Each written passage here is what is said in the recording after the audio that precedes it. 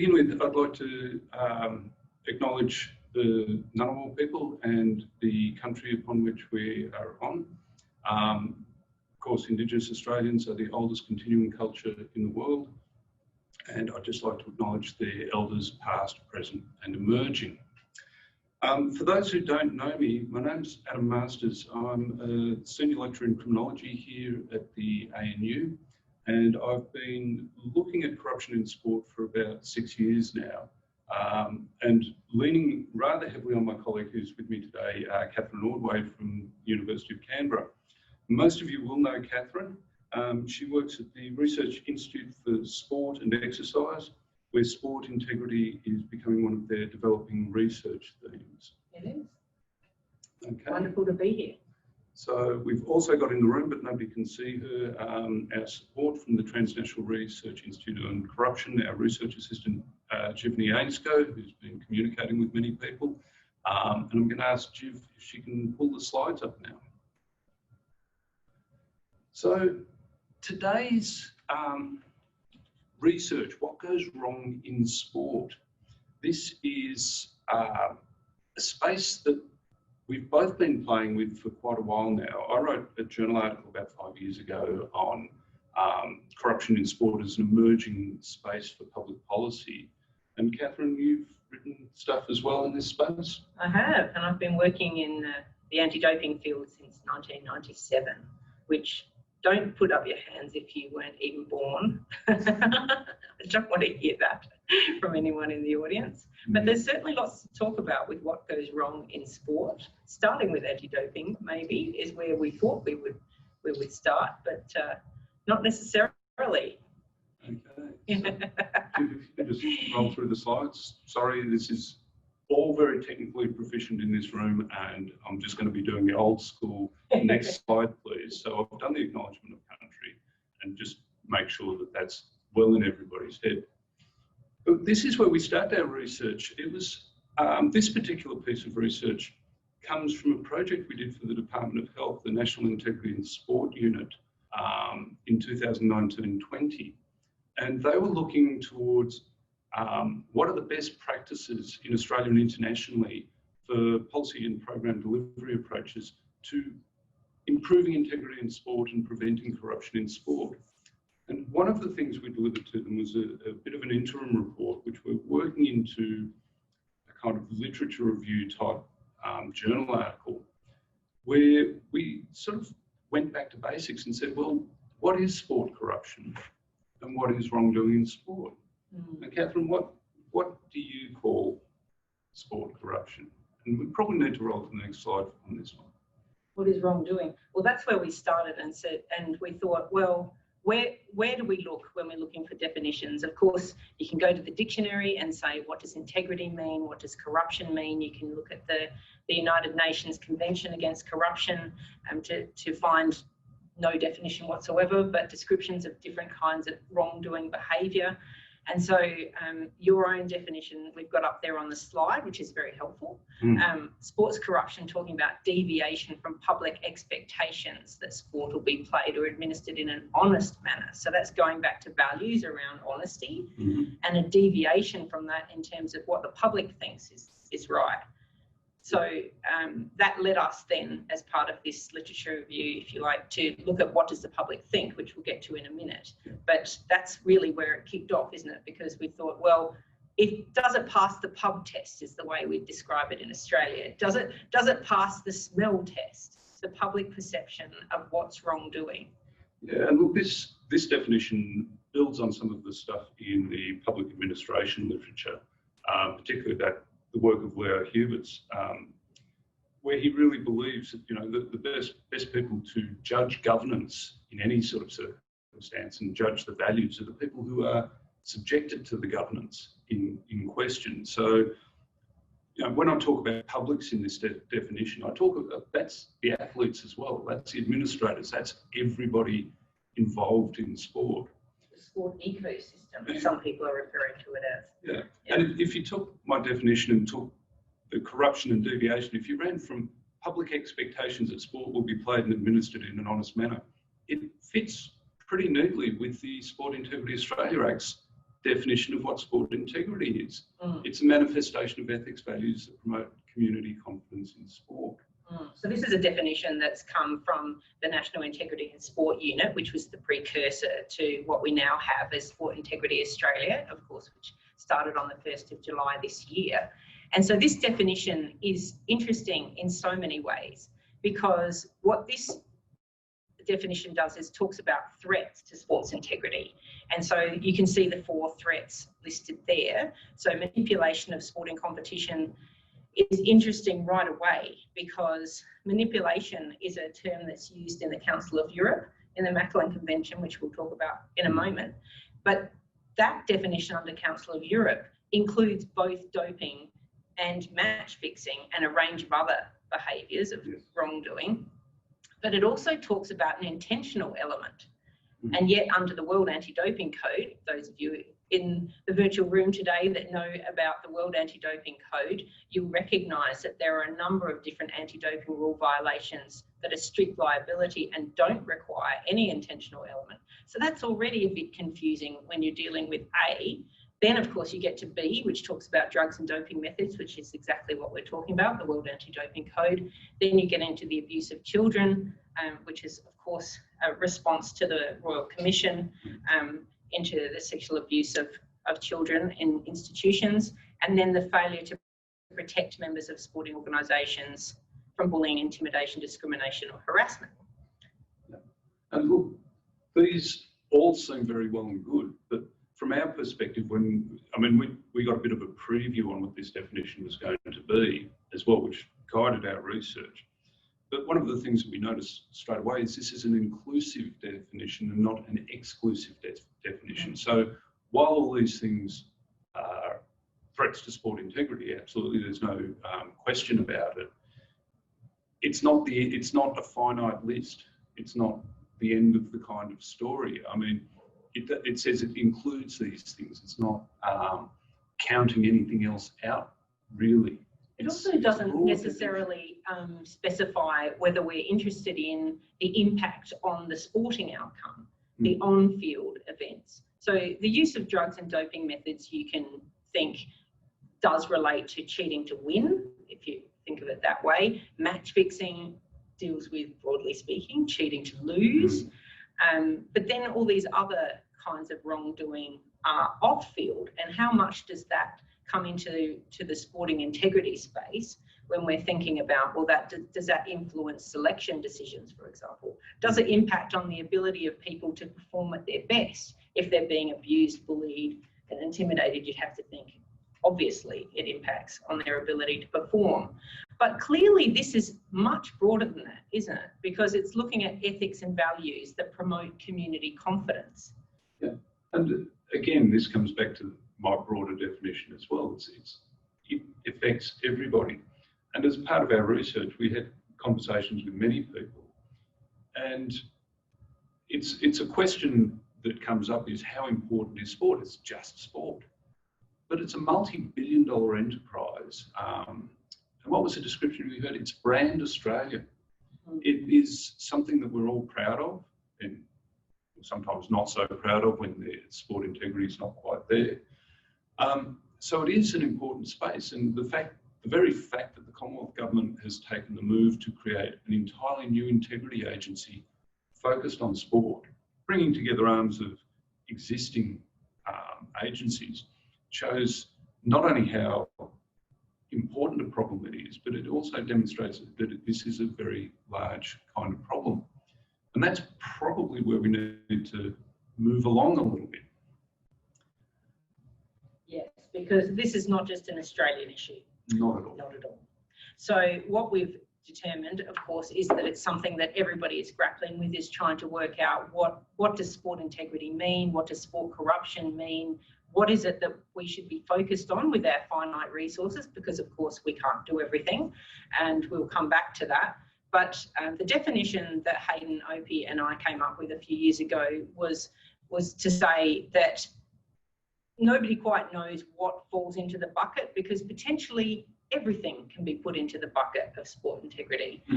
Everything that that people don't like about sport, or whether they don't like a referee's decision or a selection decision, or if they're concerned about the timing that a sporting event is being conducted, or where it's being chosen to be conducted through the host bidding arrangements and so on. There's a massive depth and breadth of sport integrity issues that can come up.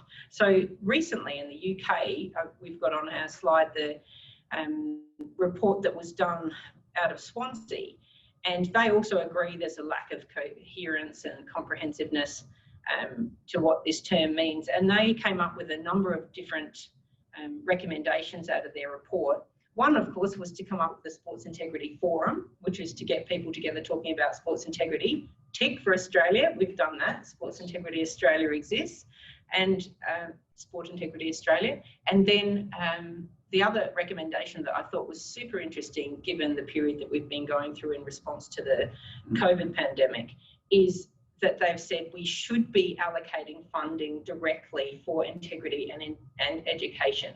And of course, what have we seen in response to the COVID pandemic is that the professional sports have been letting go of their staff out of the integrity units, the legal units, and the education units.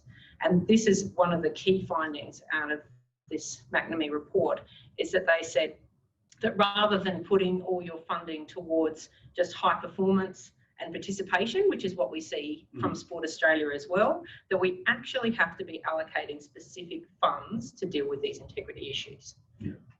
And look, what was sort of reassuring, but reassuring from an academic point of view and a research point of view, was McNamee's research was almost parallel in time-wise to ours, and they didn't come up with an answer any more than we did. So it's kind of reassuring. It's reassuring that no one knows the answer. we didn't miss anything, but it's not so reassuring that there's this huge scope of the problem. I think probably if we move on, thanks, Jeff. So we knew there was a problem, and we started digging through. And like normal academics, the first thing I did was I turned to Web of Science. It's one of these, for those of you who don't know, it's one of these large databases of various journal articles dating back many, many years. And it's not just one particular journal or one particular company. This scans fairly broadly. And just straight up on the numbers, I found 630 journal articles about where sport integrity, where I searched integrity or corruption, criminality, deviance or cheating, and sport. There was articles as far back as the 1970s. Of course, there was material written in books prior to then. There have been people involved in this space for much longer, but journal articles is kind of the bread and butter of academia. So it's a good indication. And you can see this sort of growing interest from the 1970s, where you had, through the 70s and 80s, you had 1 or 2 journal articles a year. There was a bit of a spike in 1977. But it's not till the 2000s it really kind of takes off. And then when I started looking into, well, what were the integrity issues that people were concerned about? In the 1970s, it was about the legal aspects of violence by athletes, which was the question that, you know, if somebody punched somebody on a football field, is that assault? Yeah. And back when I worked for the Federal Police and we looked at what assault was, you know, the general opinion was it was consent. It was a consensual competition. But if it goes too far and somebody breaks somebody's jaw, you're into the territory of assault. But it's what happens on the field stays on the field, right? And that was a cultural thing in sport. In the 80s, it became fan violence. And this was interesting because there's a great book by Ray Van Vleut. He's a sports sociologist in the UK, where he describes this incidence of fan violence. Football fans showing up in Glasgow, getting off a train, people being terrified, huge fights, the players being pulled off the field for their own safety and security, police involvement and all the rest. But then he points out this was compiled from newspaper reports from the 1890s. So it's not a new problem, but the academic attention sort of picks up through the 80s. And of course, in 1985, you had far greater movement around Europe, and the Council of Europe, actually, or the European community actually came up with the Convention on Spectator Violence, where the Europeans decided they really needed to cooperate to control this. And let's face it, I'm English by birth, it was pretty much English football hooligans. Not so much the case. Conflict of interest noted. Their conflict of interest there. In the 1990s, it became doping, and I'll probably pass to you, Catherine. I thought it was really interesting that you found the articles really didn't kick in until the 1990s, because anti-doping regulation really started in the 1960s, both with national legislation through France initially, and then also through the international federations, the UCI, of course, cycling, FIFA. Before that, of course, the IAAF had a little go at regulating in the 1920s, but it really was 1960s, and then the International Olympic Committee, of course, developed their Olympic Movement Anti-Doping Code, and so the regulation came. But it was a really health-based focus to look after the health of the athletes, because athletes were dying. That's what they discovered, particularly in cycling. So for it to have taken to the 1990s for a lot of academic interest is kind of fascinating. But then, of course, we moved into the 2000s, and then there was the Salt Lake City scandal and so on, which got the academic blood flowing around host bidding rights and how that takes place. I think there was if you talk about community perception, there was an expectation that there be gifts and some kind of goodwill associated with obtaining hosting rights for Olympic Games, World Cups and so on. But then the academic interest and the nexus with corruption really started to focus once people felt that, again, on the pub test, people had gone too far. Yeah, and of course we had our own experience here in Australia, and if it seems almost ironic, but if you look at the FIFA report on Australia's activities around the attempt to secure the World Cup in Australia, it's massively problematic. Some of the behaviour that was going on and coming from this country, where we like to see ourselves as, at the Yes. peak of the game in terms of governance and Best low level corruption, best practice, etc. And of course, in the last decade, match fixing has become the real focus. And kicked off by Declan Hill. I see you've got his book there, Anna. Declan, one of the journalists, and with the host bidding as well, this is the sort of stuff that journalists sort of grasped onto first. Thank goodness for investigative journalists. Yes. Hello to any of those in the house. We know that there are at least a couple. Yeah. But yeah, the match fixing became the real focus, and its links to organised crime and other problems like money laundering and the like that is linked to this global trend to deal with money laundering, tax evasion, and the like. And if you refer to something like the Panama Papers, of course, you can see some of the links that are out there. Which is not sport related, but has sport links. You just search sporting clubs or football in the Panama Papers, and you come up with some interesting stuff. In terms of ownership of football clubs. Well, there was one well-paid player in Spain who got into a whole lot of tax trouble. That's right, there was. So would we say then that this is our definition of sport integrity, that this captures the field? No. Not at all. Not even close. So if we can move on. Whoa, here it is. When I started reading through the abstracts that were involved,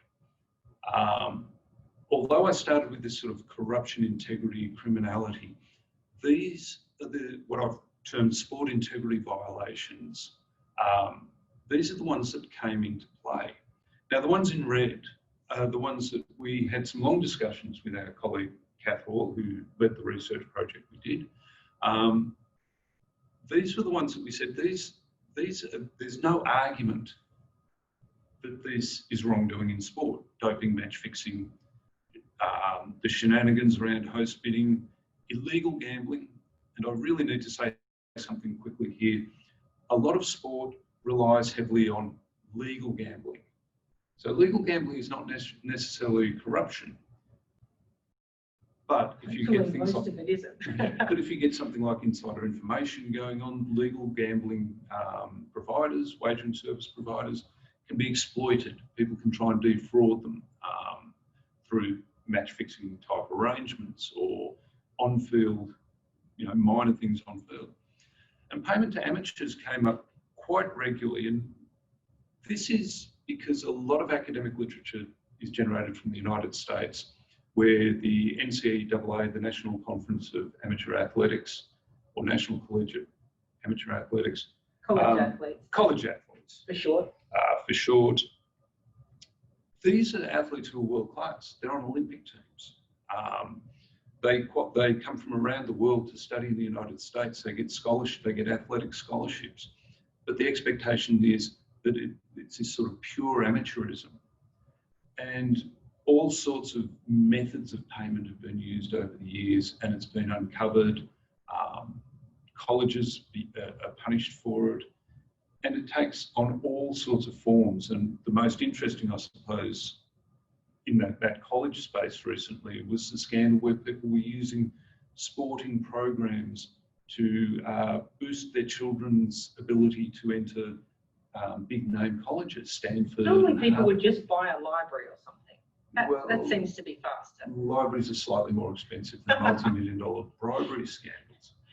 And people have gone to jail for it as well. But this isn't the payment to amateurs, but you can see that this sort of college athletics has a level of vulnerability that's different from, say, a professional athlete as well. Because payment to amateurs used to be an issue, of course, when there was a distinction between professional sport and amateur sport. I mean, we still see it in boxing. But the International Athletics Federation, for example, one of the A's in the IAAF was for amateur, because that was considered very important and people would get banned from sport. But that's not what this is about, is it? No, look, it's not really about that. It really is predominantly that American kind of literature around college athletics.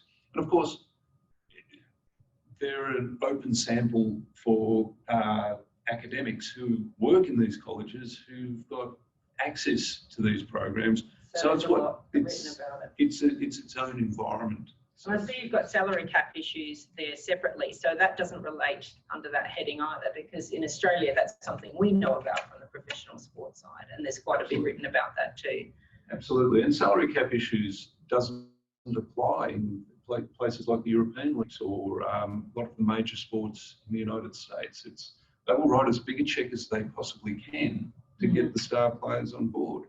So location can make a big difference, whether it's payment to amateurs or whether it's salary cap issues. What's a problem here may not be a problem somewhere else. We should probably just acknowledge a wonderful colleague, Simon Gardner, too, who has set up this idea of having a core of integrity issues. Yeah.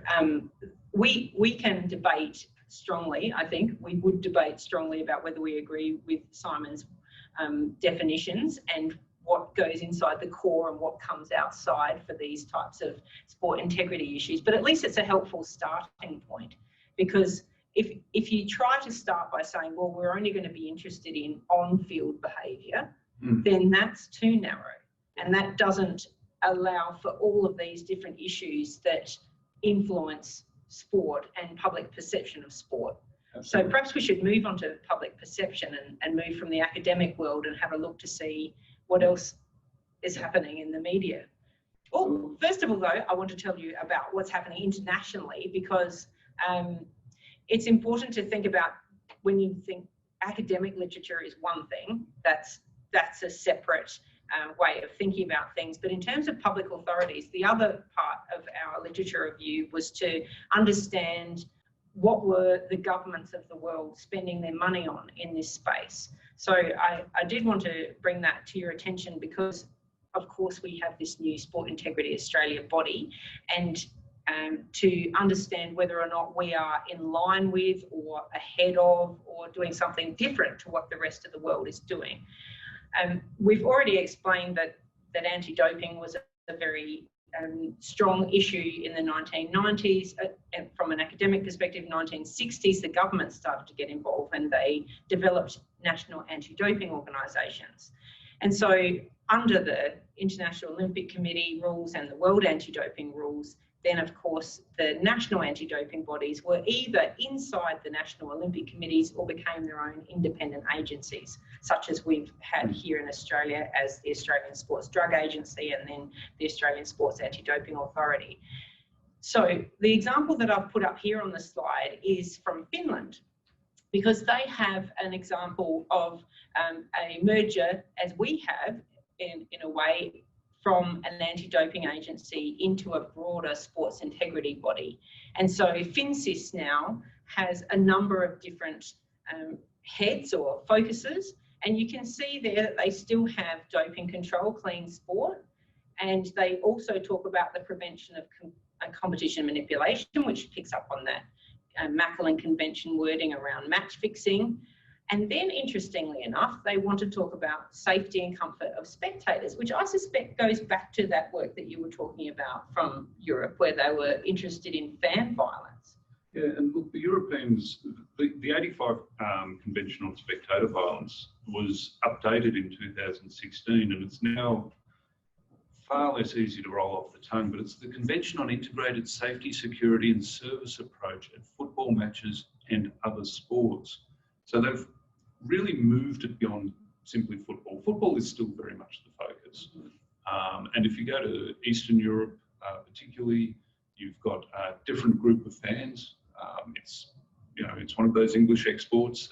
They're now called the ultras, and there's all sorts of problems around these ultra dedicated fans as well. So this becomes a problem where, say, somebody wants to take their family out to a football match and they just don't feel comfortable, they don't feel safe, they don't feel that it's a sort of space they can be in. And that has an impact not only on the sport itself, but on national identity and national positions. So this involvement of governments and transnational kind of governance through the Council of Europe and the European Union is becoming a far more important kind of factor in these spaces. Now, this isn't a problem that we have in Australia today, but we have seen in the past fan violence we have in football, in football in particular. But it's far less prevalent these days than it has been. But just because it's less prevalent doesn't mean it's the sort of thing that can't raise its ugly head again. Yeah. So it's something that we do need to kind of keep on the radar, but maybe not throw a whole lot of resources at it at the moment. But you have to remain vigilant, I suspect. We do indeed. So the Finns obviously think it's one of the key priority areas for them, and they've got a picture there of an ice hockey player. So maybe ice hockey or bandy, as they have in Scandinavia, might be one of the sports that is more prevalent in the fan violence area. It might also be handball and some of the other team sports that are more of an issue. But the other point that I just wanted to make there was encouraging fair play. So it's very clear that the FinCIS approach overall is one of ethics and values, which is a real shift from being the health regulation, then the legal regulation from anti-doping. And now we're seeing this, and we see it in Australia through the wording in the Sport Integrity Act, is around values and ethics and public perception, which is a really interesting change. And it picks up on something that came originally from Canada. The Canadian Centre for Ethics in Sport is what it's called, CCES, has been the anti-doping agency for Canada since the Ben Johnson matter and from the Seoul Olympics. So we're talking the late 80s and when it was first established. And the CCES has always had a really broad mandate and has been focused on issues that you don't traditionally see national anti-doping organisations involved with, such as bad behaviour by parents. So that's something that's been coming up for us in the research that we've been doing recently for local sports, where we've discovered a new acronym, which is quite fabulous. Oh, I love it. POFO. POFO. Exactly. I wonder how many other people know this one. We were caught by surprise with POFO. It's for everyone out there, it's Parents of Future Olympians. And they present a series of challenges to sporting organisations that we don't have enough time to describe. Indeed. I But think that say, there might be another acronym, Parents of Future Professional Footballers, but that acronym doesn't quite work as nicely as POFO. But just to keep it in very much shorthand, litigious would be the word that probably flows around the POFOs as But well. it soaks up a lot of resources at the local level, which is really concerning. So one of the things that we are seeing is that sport integrity means different things to the local level, to the national level, like we're showing here with Finland, and then at the international level, where you're looking at international federations and their concern about vetting processes and people that have links to transnational organised crime groups, for example. That's not something you're seeing at the local level too often. No. But it's not impossible at the local level. There's some great research that comes from Alberto Testa and Anna Sergi, and this is Corruption, Mafia, Power and Italian Soccer. And that was a great piece of research that got swept into this review as well, where they talk about mafia groups, particularly in Italy, have been found to be buying up local clubs, because the local clubs own a stadium and it gives them territorial control. It gives them access to violent fans in the ultras who they can then use for protection rackets, intimidation and the like. They can use them for selling on counterfeit goods, you know, fake jerseys and the like. They can use the vendors who have, you know, they sell food, they sell products, memorabilia and the like. These football stadiums can be roped into all sorts of different areas of organised crime. And I mentioned money laundering before as well. So it's a complex space. So while we're trying to protect the international level from the threat of organised crime, the threat of organised crime can actually seep in at the local level. We haven't seen huge evidence of that in Australia, but maybe it's because we haven't been looking either. I mean, the research in the local level is really only just being started, and Lisa Keel and some of her colleagues have done work around community sport organisations and fraud, and looking at how often treasurers and other people who have access to finance in small clubs and small sports organisations are committing fraud. And that's an area that I think has not been tapped into very much, but it's a growing area of research. Yeah, it is. It absolutely is. But anyhow, it's not all just our research. And I think I'm just making sure I'm not turning Siri on there accidentally. We decided as well that academia seemed to be, because through our own particular experiences and knowledge of where these problems had gone, and the fact that the research was a little dated, shall we say, a little behind the trend, we looked as well at what the media's been saying about this. Now, this was a very raw kind of search, and if you can see at the bottom of the screen, there's this long search string of sport or player or athlete or rugby or ball, tennis, cricket, soccer, swim, and all sorts of extraneous combinations of these various words were thrown into this wonderful database called Factivia, which is about the last 30 years of newspapers all brought together under one roof. Is it just from Australia? I narrowed the search to Australia, print media, and 2009 to 2019. Now, a lot of people will say, you know, print media is dead, but it's still a fairly good indicator of what is the topic of public conversation. Presumably it includes online, print. Anything that is printed these days ends up online. So it does capture quite a lot of the online conversation as well. Of course, it doesn't cover television, radio and the like, which are very popular forms of media, but it's still a very strong indicator of where the public conversation is at. And you can see in red again, the stuff that we ticked off as these are the undeniable problems in sport. Mhm. And one of the things that comes up is, the first one that comes up in prevalence is doping, which is slightly less than a third on the topic of conversation as racism and race issues. Mhm. Now, we were talking about this the other day, Catherine and I, and Catherine pointed out that somebody had made this claim that the Essendon football saga had attracted more attention, more media attention than anything else, any other issue in Australia at the time it was rolling on. Sport or otherwise. Sport or otherwise. Elsewhere, and it's not in the slides here, unfortunately, I actually looked at the Essendon saga and Stephen Dank and Cronulla, the NRL club that he'd been involved with. And if you took the articles that were specifically on Dank and specifically on Essendon, and this is a very broad kind of search, it came out at about 100 articles. So the other day we actually did the same search again using the same search term, as you can see down the bottom, racism, racist, racial.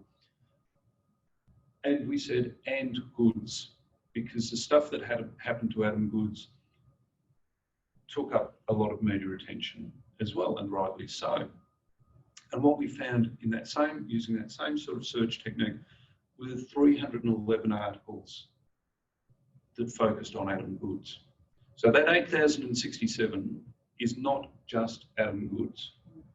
And the other thing is, Adam Goodes, there's 311 articles around racism that mention Adam Goodes, which is nearly 3 times the number of the doping articles around Essendon. So if we just take those 2 specific, very popular cases, the differences are about the same. It's a factor of 3 to 1. The public conversation is centred on racism, not doping.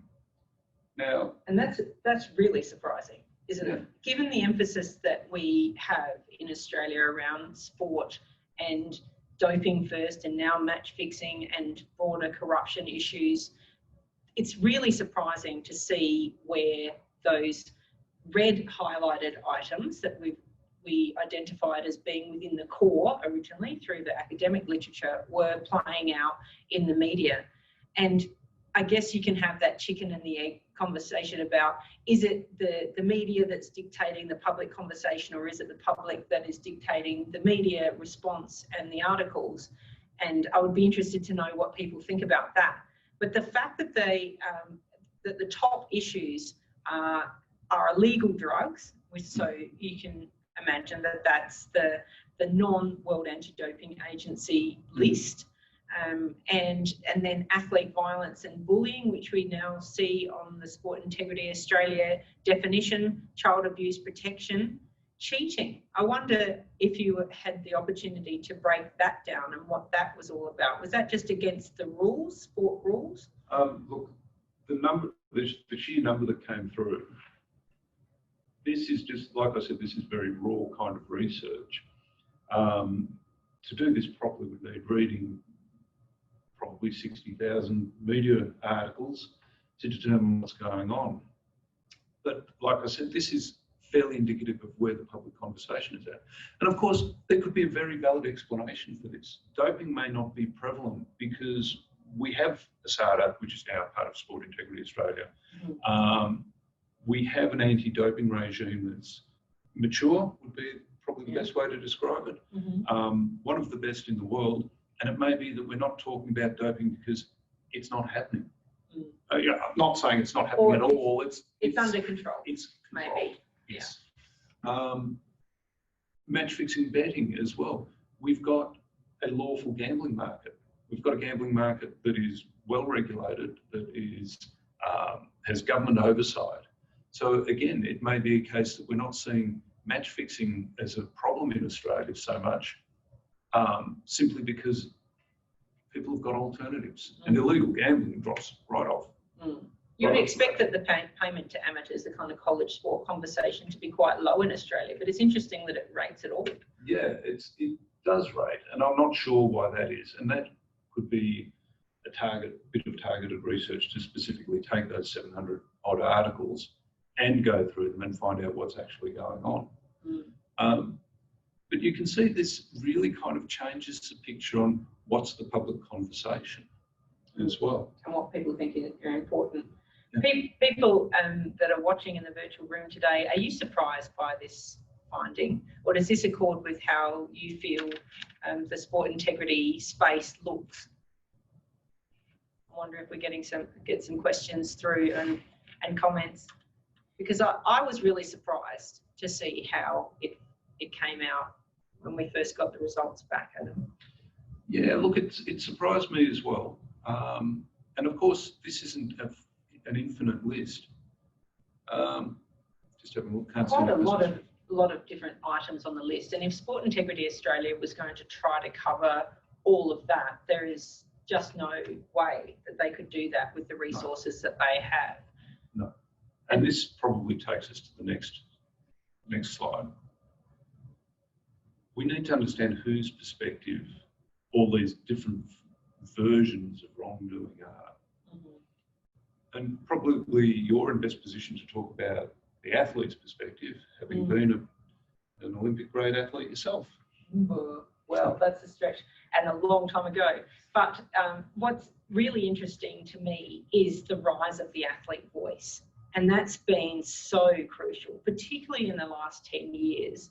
But the conversation around the athletes' rights and the whole broader inclusion, diversity, human rights perspective, which we saw represented in the media articles, I have to say, by having racism up the top and then child abuse, bullying, harassment, those kinds of issues right at the top, front and centre of public perception, gives me both hope around the future of humanity and sport, but also because it is a reflection of the number of player associations that we have, sort of the unionising of professional sport.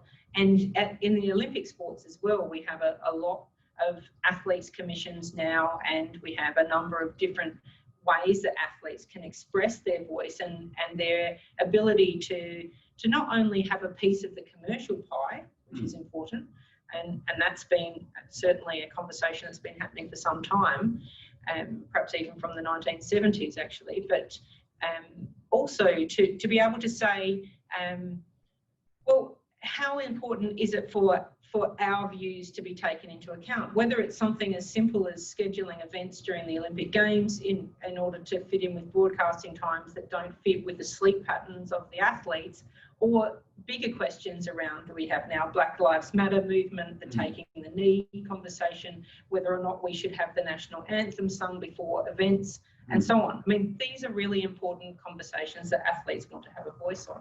Yeah, and this flows into the officials as well. They want a voice as well, but also they have a very different perspective. You know, cheating is something officials are concerned with. People should be following the rules, and it's the on-field behaviour that the referees have to deal with, the linesmen, the touch judges, the umpires, whoever the on-field officials are, and the abuse that they experience from fans and from players. And it was interesting, we were talking to one particular representative of a sport here in the ACT the other day, and he was telling us that the culture of their particular sport, yelling at the referee, was a culturally acceptable practice, whether it was the players, the coaches, or the fans. And this is a large sport with lots of participants. And he's in this role, he's come from a different sport where the referees were sacrosanct and protected. And he's trying to shift the culture. Sorry, just a little thing off screen, an off-screen incident there for a moment. Yeah. But the sporting organisations as well, there's a genuine difference, and we've mentioned this before, between where international and national sporting organisations are at. And how they see wrongdoing, and what does that mean? And for them, whatever the wrongdoing is, whether it's anything on that huge list we had, translates in their mind to reputational risk.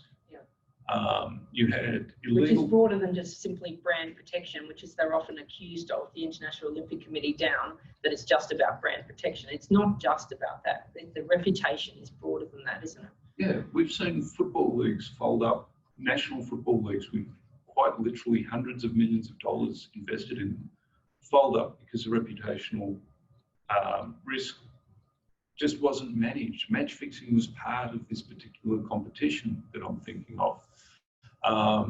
In Taiwan, the baseball league shut up shop for a few years because of corruption involved in that league. So this reputational risk is not just, like you said, it's not just brands. It can mean life and death for an organisation. But you get to the local level, we've got our parental behaviour, our POFOs are back. POFOs are just behaving badly towards referees and coaches on the sidelines. Yeah. is a huge issue for local sports, and the social media, both ways, from athletes speaking out. This is an issue at the national level and the international level as well. Athletes having their own voice again, which goes back to the top level. When do they have their own voice, and when can they differ with, say, the sponsors or the values of the sport? But social media trolling on the other side, where people are being vilified through social media or targeted for match fixing, for example. They're being groomed and contacted because you can have much closer contact with athletes than we've ever experienced in our history. Yeah, and social media, it's always going to be that dual-edged sword because it's given immediacy, and there's vast amounts of research emerging on social media, and this is a space, we could get PhD students in doing social media and sport corruption and sport integrity, and there's more material than you can poke a stick at, which is not a scientific term, but it's a real problem. So regulators. So if we think about Sport Integrity Australia and the issue first, or Sport Australia, first of all, because they're the ones who have the dollars that they give out to the national sporting organisations, what are they interested in? They're interested in resourcing. So it's dollars for medals.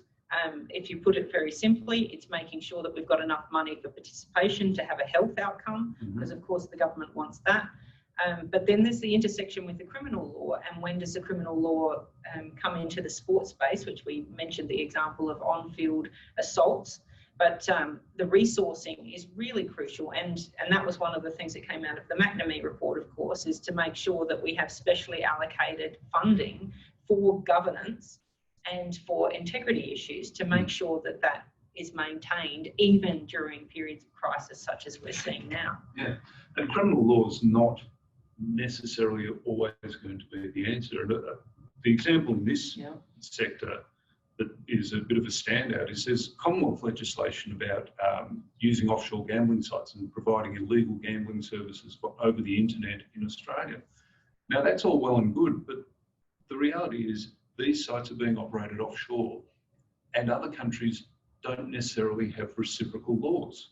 And until we've got an international consensus, some type of convention perhaps, where countries sign on, they ratify laws about match fixing, which is very much what the Macklin Convention is about, trying to create uniform laws throughout the European Union. Replicating the World Anti-Doping Agency system in a way. And these things take time. And so at the moment we've got some laws on Australian books which are great, but they really have very little opportunity to be applied. And Barry O'Farrell, the former New South Wales Premier, did quite a detailed report on this. So no simple answers. You can't just criminalise everything either. And certainly there's no appetite in Australia to criminalise doping, for example. Yeah. But racism is already criminalised, but that doesn't seem to have stopped it being top of the list. This is true. Okay, probably on to the next. We do have a question here. We'll get to the question in just a moment, but this is really our kind of 3 takeaways so far. There is plenty of room left for us to look at this in other ways as well. But number 1 is there are more issues than any single actor can deal with, and this is highlighted wherever you look. The UCAD report talked about this, the report we provided to the Department of Health. The Wood Review, fabulous Wood Review. Yes. We haven't seen that. No. this recognition that sport cuts across numerous sectors, public sector, private sector, non-government, academic sectors, and that's just playing, let alone understanding, regulating, and the like. Yeah. And you can see that from the third takeaway too, that, and Sport Integrity Australia talks about this all the time. David Sharp, the CEO of Sport Integrity Australia, talks about collaboration being really crucial, local, national and international, because they can't do it all and they don't have the expertise, the resources, the time to do every issue. So what the idea is to work with the skill sets and the resources of those who can assist and try to inform public opinion and to build up education resources so that we can do a better job in some of the areas where there are gaps.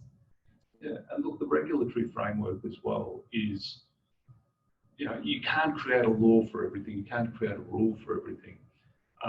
And sometimes these problems are better handed off to another organisation.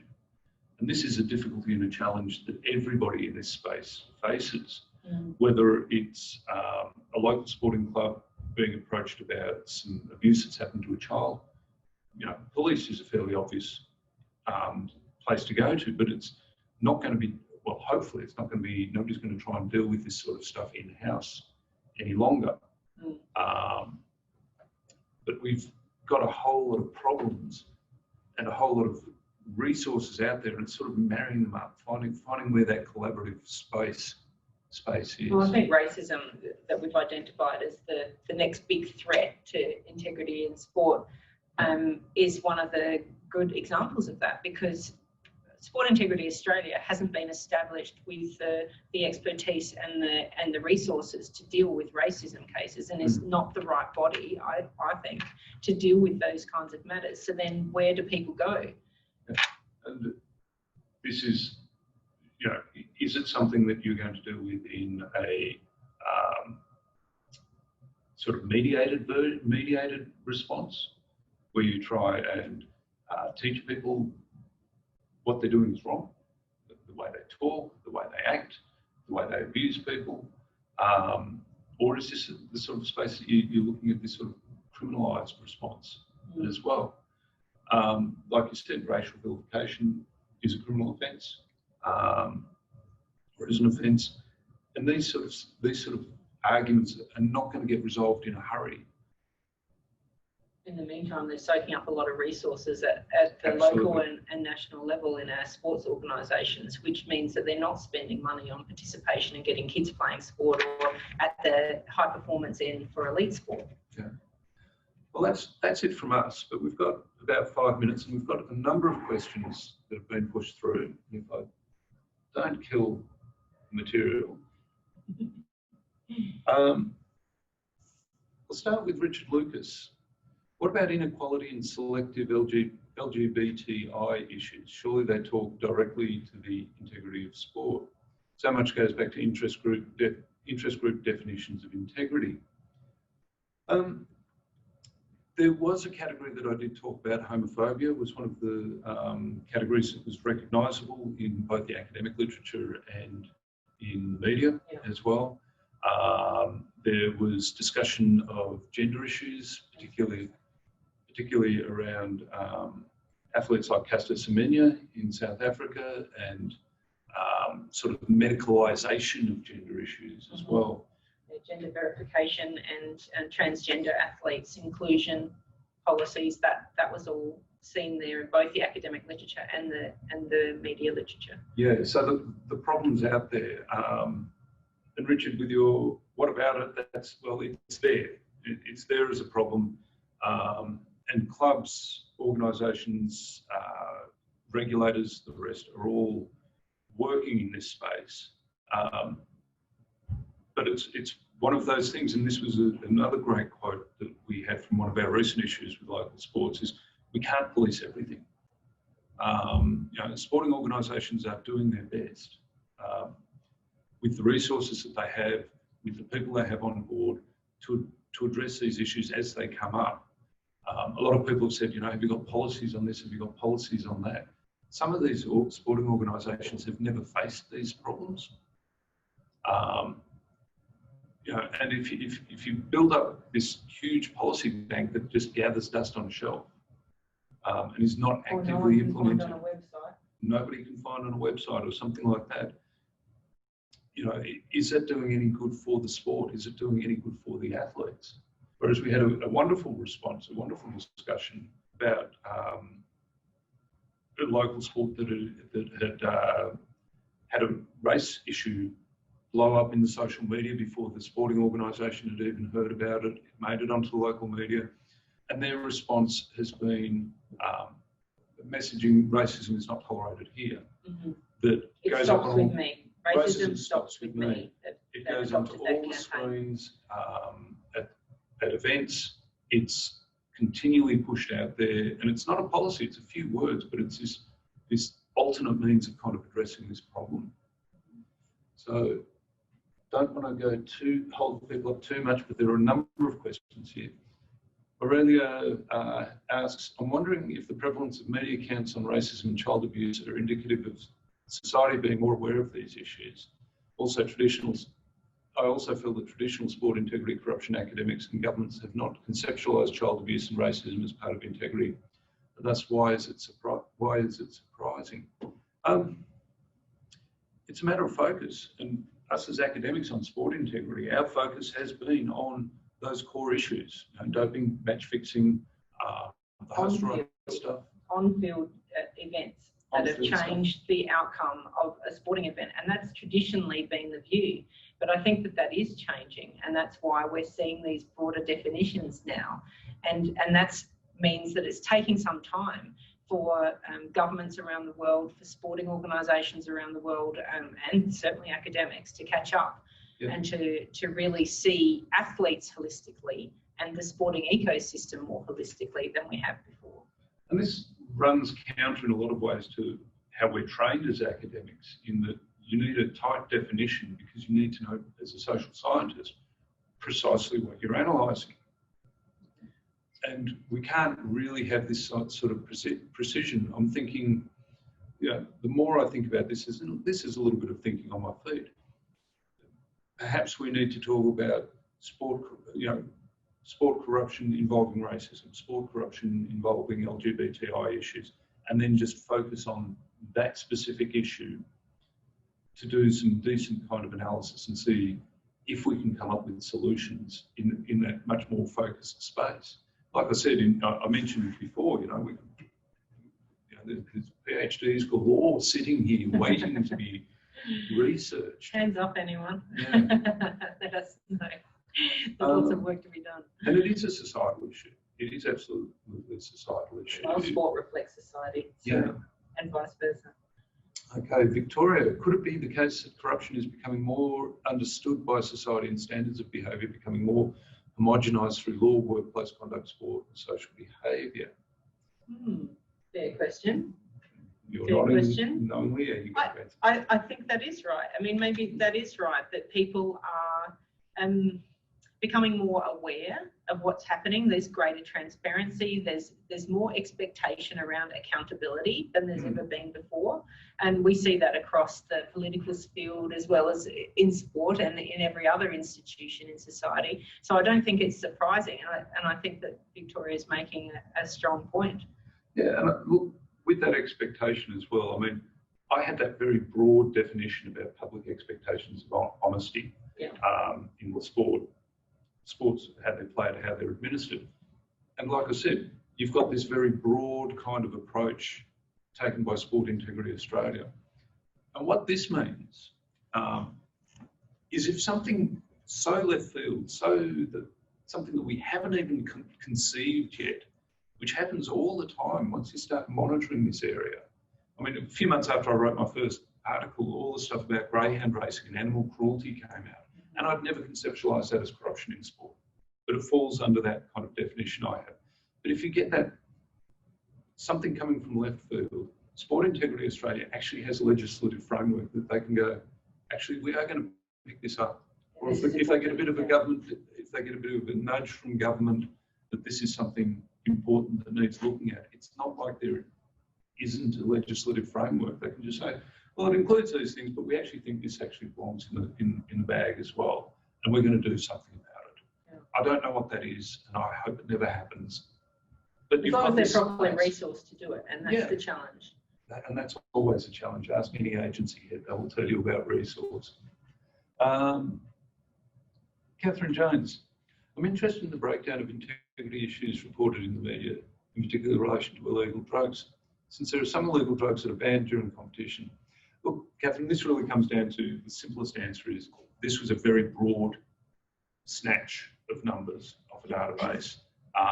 It wasn't, I didn't go digging through the whole thing. So this would have captured things like letters to the editor as well, which I think is useful in this space because it reflects community values. Mm-hmm. But I've done this sort of exercise before looking at local government corruption in Victoria in particular. And the ratios, once you go through and clean the data, the ratios don't really kind of change. And also the other thing you need to keep in mind is these media articles, the same media article might have been captured in 2, 3, 4 or 5 different places. Okay. So if you're talking about a footballer who's hanging out with organised crime figures, using illicit drugs, illegal drugs, failing a doping ban, and placing a bet and telling all his mates, that's one article that's going to be counted 5, 6, 7, a dozen times in that capture. And it's once you clean the data, you can start to weed stuff out. But I've found doing similar exercises before, the ratios really don't change. I could clean this data and I think we would still find racism, racist issues and illegal drugs. Would be well ahead. Would be well ahead of the other things. Where are we now in the years-long quest to create a world sport integrity agency? Ooh, I would love that. Is that from Eddie? Can I guess? Yes. Okay, great. I love that, Eddie. I think that we need that. It seems to be very clear that what is missing in this whole piece is a world oversight body for sport integrity and sport corruption in its broader sense. Where are we in terms of getting one? Ooh, it's still as from here to the moon away from getting it. I'm rather afraid. The World Anti-Doping Agency, of course, had the impetus because governments would get together and say, we really want to be strong on stamping out drugs in sport because we can all agree that drugs in sport is bad. And so that was a really easy sell in terms of getting the UNESCO Convention in play. The difficulty, of course, even if you tried to say, let's get a world body for match fixing, is that the world doesn't agree on gambling in sport and whether or not we should be regulating gambling at all. Don't worry about getting into the match fixing space and how we're going to define that, because we've spent a long time debating between us how you even define match fixing. There's no agreement about that. And to broaden it out to all those different topics that we've talked about and say that this new body should be responsible for governance, for example, as we've seen in international boxing recently in the IOC report, the International Olympic Committee report, or international weightlifting with the McLaren report about the corruption and nepotism and bribery there, the International Athletics Federation and so on, all those different bodies. If we had an international body to look at that, that would be fantastic. But who's going to fund it? And how is it going to come about? And even when you've got these international bodies, the problems that happen with the IAAF and what the stuff that's happened with FIFA, with the IOC, these bodies just become a different target for corrupting influences as well. When you're trying to get international consensus between 200 countries, my background PhD is international relations, just getting 200 countries to have consensus on anything would be fabulous. But then you take the Olympics, there are 33 Olympic sports scheduled for Tokyo next year.